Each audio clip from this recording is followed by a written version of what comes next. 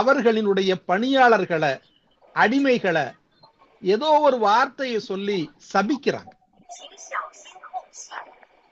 வீணா போனவன் இதை கூட உனக்கு செய்ய தெரியாதா அப்படின்னு சாதாரணமா சொல்லுவோமா இல்லையா? இதை கூட செய்ய மாட்டேங்க, அந்த மாதிரி எப்படி உருப்பட போற, அந்த மாதிரி ஏதோ ஒரு வார்த்தையை அவங்க பயன்படுத்துறாங்க.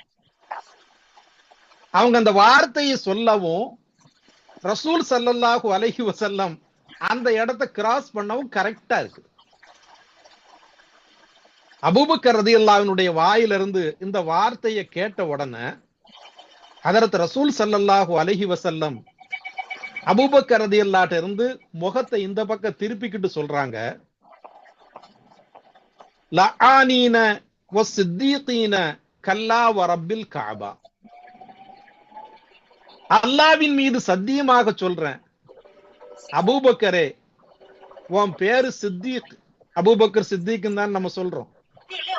சித்தீக்னா என்ன அர்த்தம்? உண்மையாளர் அப்படின்னு அர்த்தம். அதுக்கு அபூபக்கரே உனக்கு சித்தீக், உண்மையாளர் அப்படிங்கிற ஒரு பட்டம் இருக்குதுப்பா. அது எவ்வளவு பெரிய உயர்ந்த பட்டம் தெரியுமா? அது நான் உனக்கு அந்த பட்டத்தை தந்திருக்கிறேன்.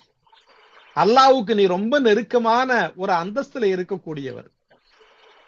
அப்படிப்பட்ட பட்டத்தை சுமந்துக்கிட்டு, உண்மையாளர் சித்தீக்ங்கிற பட்டத்தை சுமந்துக்கிட்டு நீ சபிக்க கூடியவனாகவும் இருக்கிறியப்பா.